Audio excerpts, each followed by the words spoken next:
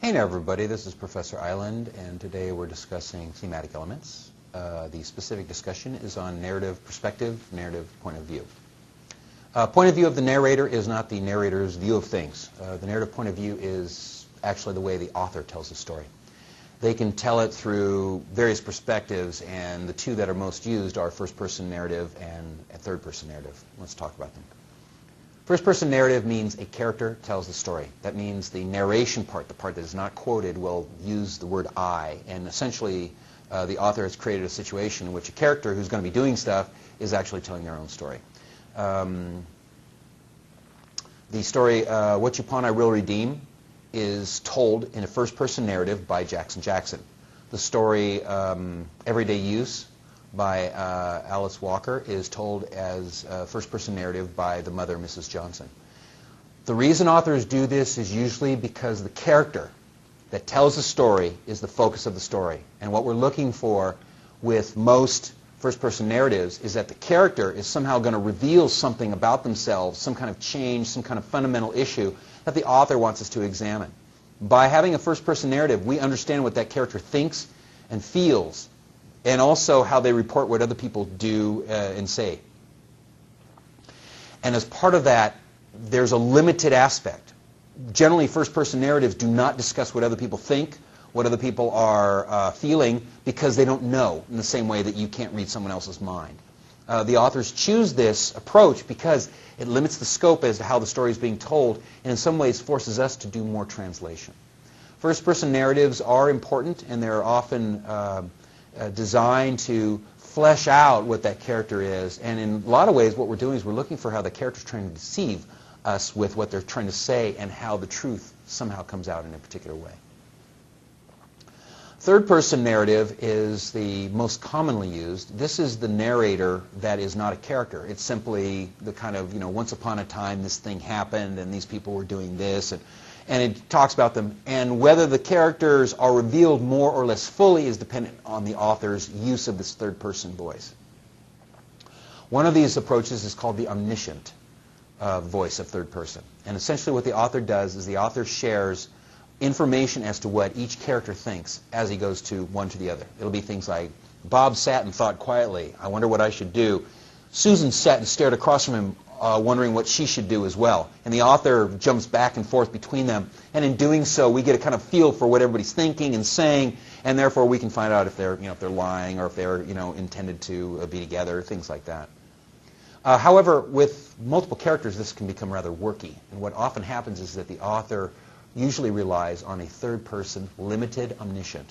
That limited omniscience has to do with the fact that the author chooses specific characters to reveal in terms of what they think, and leaves other characters without any information because they're not really all that important.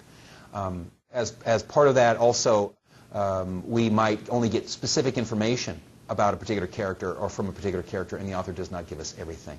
And in doing so, it forces us to do a little bit more work. Most of the stories that you read are going to be third-person, limited omniscient. And when you examine which character you seem to be with most of the time, which character whose thoughts you understand the most, which character that seems to be shared the most about, you realize that's the main character. And that's the way the author very subtly but heavy-handedly identifies who the main character of the story is. Another approach that is used less often, and it's actually a lot more work for the reader, is called third-person objective. Third-person objective reads like a play. We are only given information as to what the character does and what they say. We are not given any information about what they think. A good example of this is Ernest Hemingway's Hills Like White Elephants. We essentially observe what the characters do, and we hear what they say, but we don't really get what they're thinking. We are kind of forced to watch it in a way like a play, in a way to see what's happening based on their actions and their words, and to see whether or not they contradict or they mesh.